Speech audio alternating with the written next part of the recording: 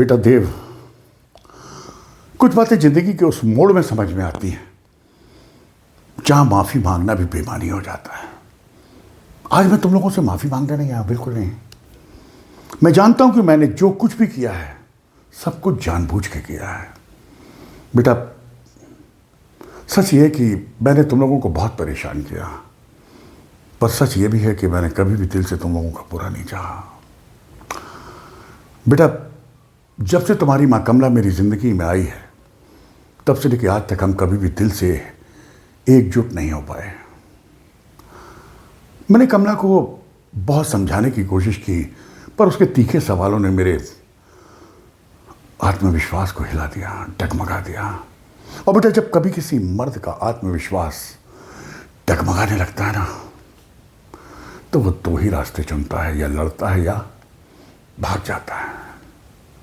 और मैंने दूसरा रास्ता चुना, भागने का बेटा। और आरडी मैंने शांति और संयम की। मैं जानता हूं मैं गलत था, पर मैं क्या करूं बेटा।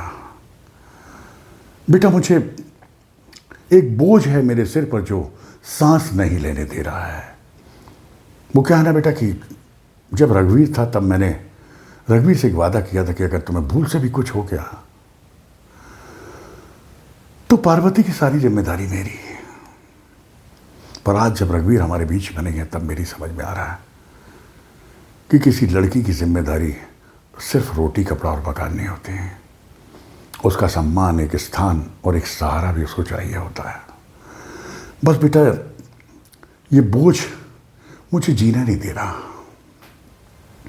बेटा देव, मैंने कभी भी तुमसे कुछ भी जबरदस्ती नहीं मांगा और आज मांगूंगा।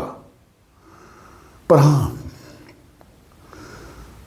मैं तुमसे एक निवेदन करूंगा कि बेटा, अगर तुम आज मेरा एक वचन मान ले तो मेरे सर से एक बोझ उतर जाएगा और मैं अपनी पिछली जिंदगी को आंख मिलाकर देख सकूंगा। बेटा, वो क्या है ना कि मैं चाहता हूं कि तुम इस लड़की के साथ एक नई जिंदगी की शुरुआत करो। वैसे मैं तुम्हें मजबूर नहीं कर रहा हूं।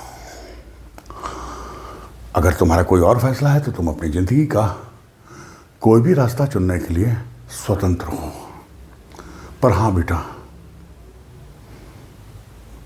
इस बेगैरत बाप की अगर ये बात तुमने मान ली तो मुझे लगेगा कि मेरे सर से बहुत बड़ा बोझ उतर गया और मेरे जो पुराने कर्म हैं उनसे मैं मुक्त हो गया।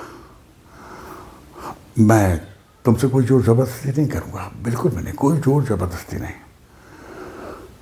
निर्णय तुम्हारा। बस यही कहने आया था। मैं चलता हूं बेटा, मुझे सोच के बता देना।